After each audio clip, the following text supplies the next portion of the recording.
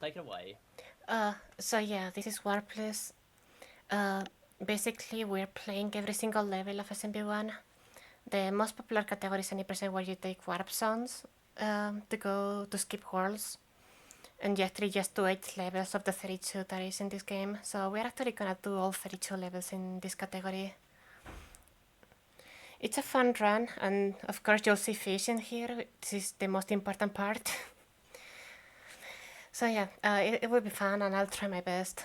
And I'm here with my commentator, Simplistic C502. Hey, happy to be here. He actually also plays this category, and it's much, much better than I am. She has a 1907 and I have a 1901, both relatively high level runs. 190X is no small feat. It was very hard to achieve. Mm-hmm. So the round will start as soon as I gain control of Mario after the pressing start. I'll say a countdown, and I'll start right now. So timer will start in 3, 2, 1, go.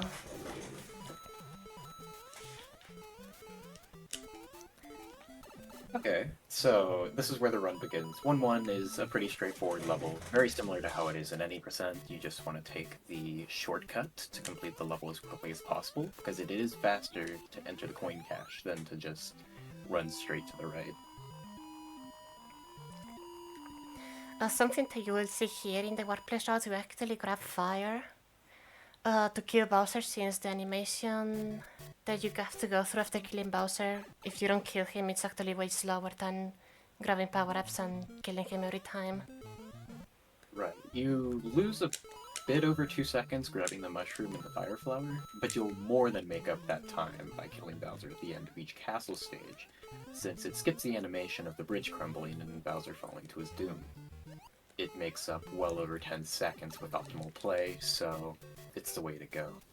And it makes a lot of the other stages simpler because you can just kill plants that are occupying the pipes rather than having to do tight jumps around them.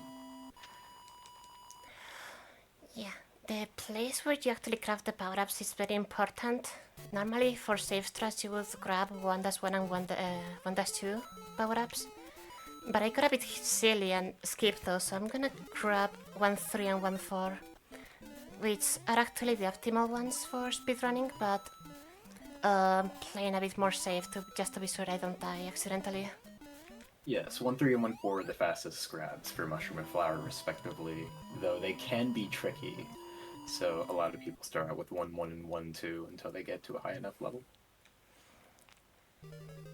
Yeah, here right now I'm gonna grab 1-4, and we're safe. It's good. That section can be a little tricky.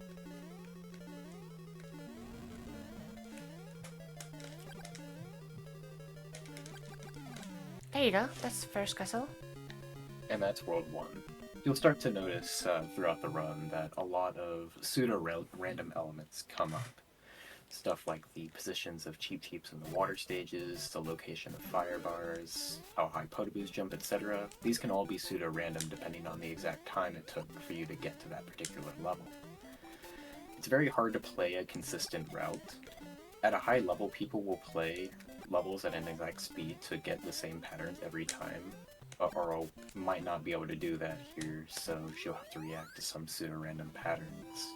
That being said, she's very good at this category, and I'm sure she'll be able to handle these patterns relatively well.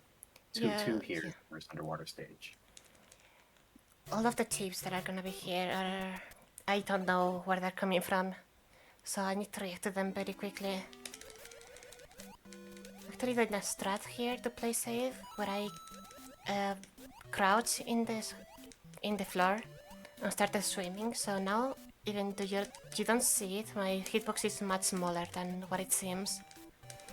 The game preserves your crouching hitbox if you start a swim while crouching instead of uncrouching you, so by doing that you can assume the crouching hitbox while you're swimming, which is very, very useful for getting by enemies. Like that sheep there, which not a very optimal position. Those were tricky patterns, but getting a 315 is very nice. The only small thing or disadvantage about crouch swimming is that if you are Fire Mario, you won't be able to set any fire. Yeah, the game still thinks you're crouching, and so you can't shoot fireballs when you're crouching.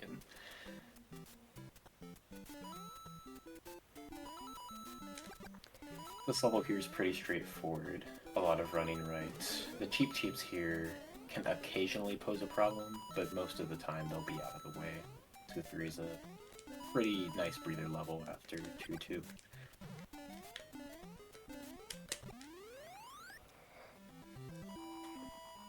Some of these levels you'll see them repeated at the end of the game. 2-2 and 2-3 will have some repeats in World 7, where they're gonna be the same layout but a bit harder, since they add new enemies. Yeah, out of the 32 levels in Mario 1, 5 of them are repeats. So there's technically 27 unique levels, but the repeats have more enemies and are overall harder, so definitely will keep you on your toes. And that's World 2. Once again, gain the Bowser kill to skip the bridge crumble sequence.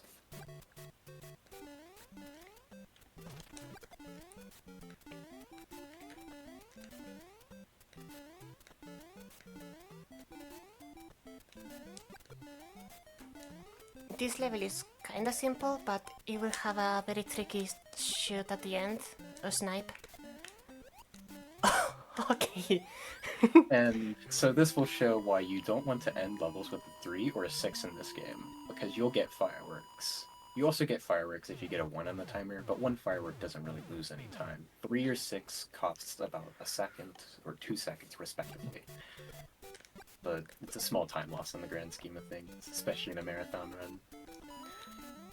Ideally, you want to end the level with a 7 on the timer, but I bonked on the stairs, which made me lose 1 IGT.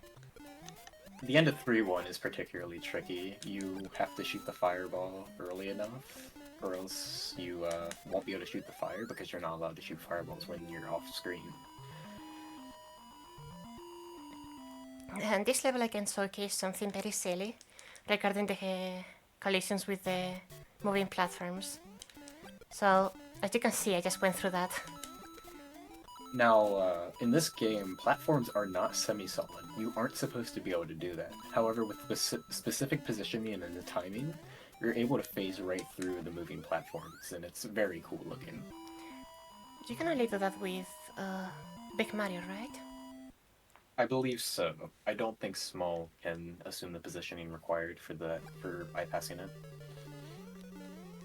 This is the first castle where patterns actually matter, so ideally you would just be able to walk through this Borabus, but since I don't know the patterns, I don't know which height I'm gonna have, which might be tricky to get through. Yeah, Podoboos have pseudo-random jump heights, and depending on how you played the level, they can all start their jump at different times, so very tricky. 3-4 is a difficult castle to get through. 4-1 is the first stage with Lakitu. Now, unlike a casual playthrough, Lakitu doesn't really pose much of a problem here. He throws the spiny straight down, so as long as you keep running right, you aren't going to get hit.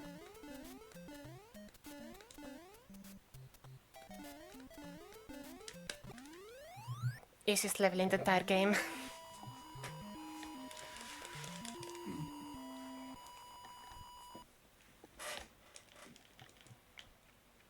You see, I have 4 lives now. That's because I got 100 coins.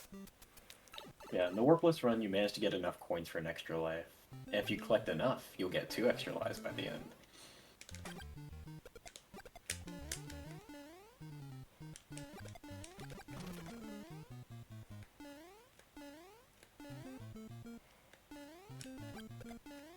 These plant snipes in 4-2 can be a little tricky, but if done optimally, you get through the level very quickly. Very nice. I actually died to those snipes earlier in practice. Yeah, So some runners will often play the level from the ceiling. They'll like jump to the top and run along the ceiling to try to get through. It's just as fast, optimally, but going bottom route is a lot cooler looking. Yeah, the route is lame. True. This And so level, 4-3 is yeah. a pretty unique level here. Sorry. Yeah, go ahead. This level has a very tight trick regarding the flag, I think I actually just got it. I don't know if I will be able to explain it properly. If you don't slow down and you jump within a 2-frame window from the elevator, you will be 1 pixel higher getting off the flagpole, and that's just enough to make up an extra frame roll, or 0.35 seconds. I probably don't need to explain what frame rolls are. I'm sure you've heard the bus analogy many times. It's actually a two-frame window, right? Two frame window to get the jump for sky boots, yes, and to save that frame roll. 4-4 has a very difficult arena with Potaboo, Fire Bar, and just it's overall quite claustrophobic, but she played that very well. And now we're past the halfway point. This is where we'll yeah. agree. 4-4 is especially scary since it's easy to get the hit there. On the next world, 5-1 doesn't have any power-ups and the layout is very tricky to go by small. There's a star in 5-1, but no mushroom or flower, unfortunately. It'd be pretty tricky to regrab in this world. 5-2 has 3 power-ups though, so if you were to take damage, you have an opportunity to recover. And World 5 is also tricky because it has quite a lot of pseudo-random elements. Like that bullet bill there can just randomly fire, and if it does, then it can be quite tricky to bypass. And as we'll see later, 5-3 is a very tough level.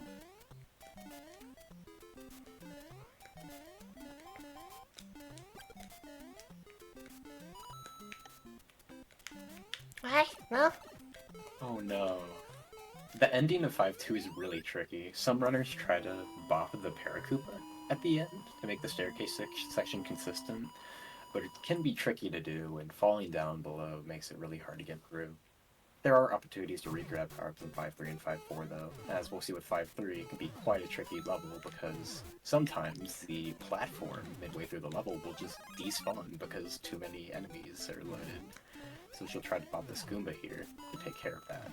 Now the platform is guaranteed to load it.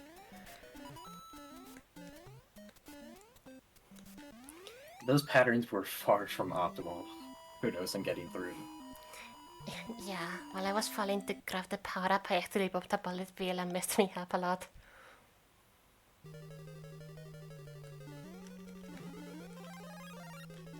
The 5-4 can also be a tricky level because these fire bars, their position depends on the Potaboos, and the Potaboos are pseudo-random. Ooh. Can be hard to make that jump as well. That fire bar. Oh. Oh no. Yeah, sometimes the Potaboos at the end are really low, and it can be quite tough to bypass them. Some runners have to wait for that reason. If you grab the power-up here by waiting in the center, then it generally guarantees good fire bars, which is a safe strat that some runners opt for in their Warpless runs. Those Potaboos are much nicer. Yeah. Now, unfortunately, because she doesn't have fire, you'll have to see the bridge cutscene, and that's the reason that runners opt to grab fire. I'll need to re-grab in 6-1. There's 2 power-ups there, so you have ample opportunity.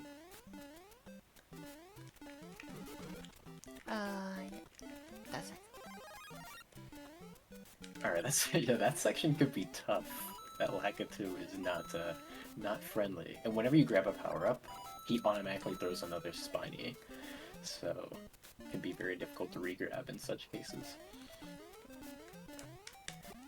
The reason I really want to have fire at this point is because 6-2 has a really hard layout. It's usually very easy to do while having fire, but otherwise it's very tough.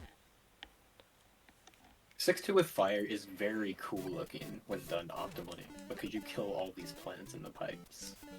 But it can be very tricky without fire.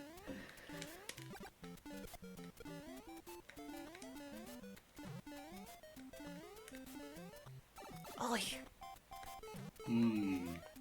Yeah, jumping a little early there. Ooh. That's really bad. There's opportunities to regrab power-ups so later on though, so it'll be alright. Just have to take some slowdowns to make sure that she isn't dying again.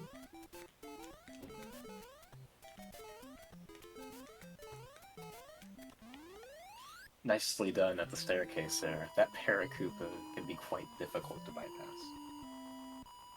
It's a very inconvenient enemy location. I'll probably skip the power up in 6-3 since I don't like the way the platforms move and make it harder. Very fair. It's usually easier to just bypass it, because it can take quite a while to get that power up. 6-3 also has the return of the bullet bills coming off the right side of the screen. This time, though, they're much less problematic. Okay. Barely gained 7 on the timer there, or else would have seen 6 more fireworks. Knowing my luck, I wouldn't be surprised.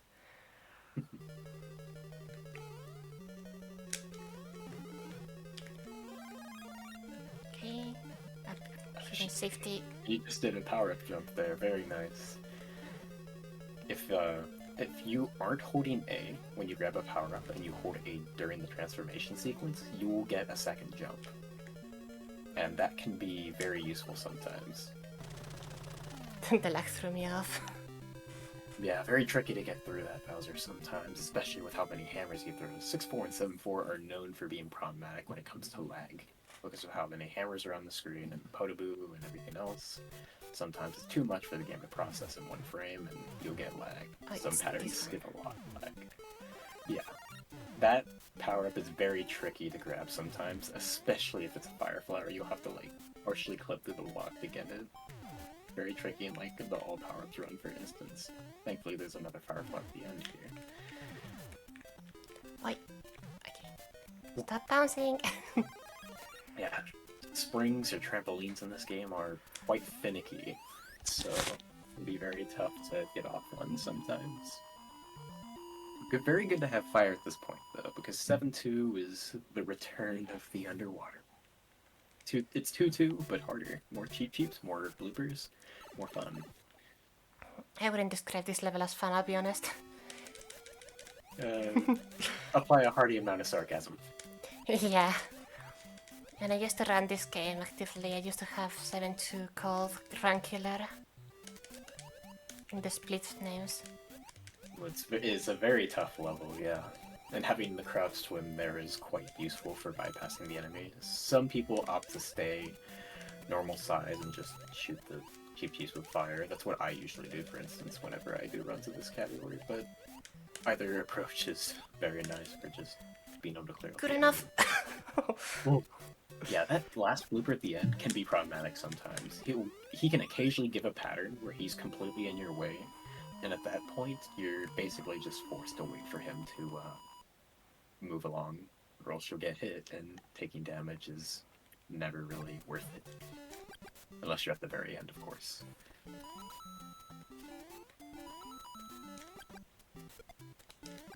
And 7-3 is just a harder 2-3. It's the cheeps with Koopas this time, which can make the level just a little more tricky. I prefer shooting the Koopas because sometimes the chips can actually collide with them and change their direction. Yeah, it's a very good precedent to take care of the Koopas. You won't always see it, but they can change its direction on occasion, and it makes 7-3 a little more unpredictable. What's funny is that I always see that whenever I'm small, so I cannot do anything about it, and that usually kills my run. Also, for those who aren't aware, 7-4 is the second of our 3 maze stages. You have to take the correct path to move forward, or else the stage will loop over and over. Thankfully, she gets through very quickly. You just have to slow down enough to take the right path, and that's a very clean Bowser kill. That's Yeah. quite tricky to take care of, especially because there's no elevator to bonk against to slow yourself down. And now we're in the final world. You also see this in the any percent run, except this time she has the Fire Flower, which makes levels at 8-1 a lot easier to get through.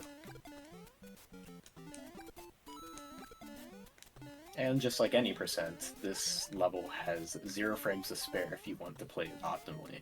And you also have to hit the star block because it manipulates the flag on the flagpole in such a way that the flagpole slide stops a frame early. Game mechanics. Fun.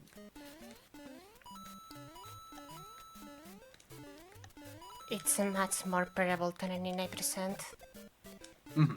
In Warpless, you always exit 7-4 in such a way that hitting the star block will guarantee you save the frame rule if you don't slow down at all. Unlike any percent, where because of the warp zone, there's a 1 in 4 chance you have to hit the first pixel of the block, or you just won't save the frame roll because the power of frame roll is fun.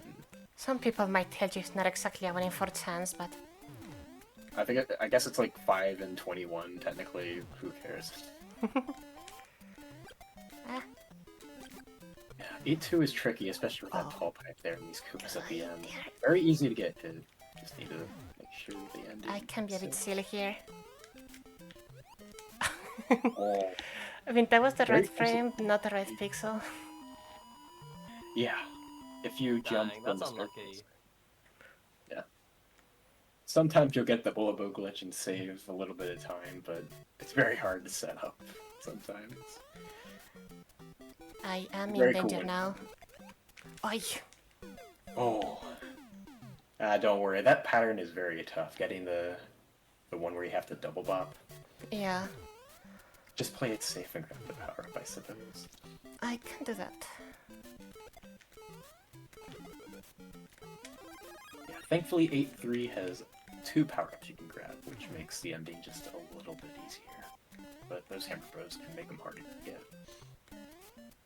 She'll just be taking the mushroom for extra insurance. And these last 4 Hammer Bros can be quite tricky. Their patterns can be completely random. You actually won't need the fire flower for the last castle, since timing ends as soon as you touch the axe. Yeah, you don't have to fire kill Bowser in 8-4 because of how timing ends, so you just make a beeline for the axe and hope you don't get hit. If you have a power-up though, it's okay. If you get hit in last room, then you can kind of just run right and use your iframes to win. And she set up for the 2-frame wall jump there. By doing a subpixel manipulation, it's possible to jump off the pipe and get into the pipe a little bit faster than having to hit the invisible block and climb up. And she'll be using the duck swim technique here in the water room to phase through these fire bars. Really, she just has a smaller hitbox, but it looks very funny. Timing stops upon hitting the axe. Time. And time. Oi, okay. Very nicely done. GG. Could have been a lot worse knowing that I was at 1 life, but I'm happy with the result. I mean, it's always an accomplishment to just knock game over. This game can be quite tricky at times, especially with these patterns. Ooh. Yeah. So yeah, now you've seen every single level in SMB1. Hey, that was an incredibly clutch one. That is fantastic. Thank you so much for that. Do you have any shout-outs between the two of you before we go to our next intermission? Oh yeah, I have a few shoutouts. First, the most important one, Simplistic6502, the person that has been helping me commentate the run. He's a really cool runner, playing different NES games, SMB1, SMB2, 2J, or Lost Levels, SMB2U, or the American release of like the Mario Bros. 2. Yeah, So, I have all those games. yeah, and you're very good. Quick shout out to Web2000 Orlane for being a really good runner, a really good friend as well. Also, yeah, shout outs to The Survive for being the only other top level Spanish runner in SMB1. We recently did a co-op run where we play the 2 games where we first Mario beats the game and then Luigi. Then also shout outs to Caraboo. She started playing this game this year and has actually managed to get sub 5 and a decent Warpless time sub 20. I guess that's all of the shout outs that I want to do right now. Well, if I have anything to say, I want to say shout outs to Aryll for being a great friend and an excellent speedrunner. Put on a great show today. Also wanted to say I want to shout out Scalpel for his safe strats, which make warpless runs just a little bit easier. 3-4, 5-4, and 6-4 have much easier strategies thanks to him. And it makes the category a lot more approachable. I also want to shout out the whole SMB community as a whole, because they're a great group of people and have torn this game to pieces, dissected it to an insane level, and it's just great to see all around great group of people. I've actually used some of those safe strats of Scalpel in some of the castles in 3-4. You can do a full jump strat to never get hit by a Puraboo. 5-4, Kind of different since I was free grabbing, but same concept, slowing down so the fire bars actually are on a nice spot. But yeah, that's pretty much all of the salts, maybe. Back to you if you want. Fantastic. All right, thanks so much both of you for a excellent showcase. Coming up next, we have our longest ever go fish / no fish speedrun marathon run coming up on channel 734. It is going to be the Simpsons Hit and Run all story missions by Kane, California. We are going to go to a quick intermission, but we will be right back with that. So please stick around for more fantastic runs as we support mermaids for the rest of day one.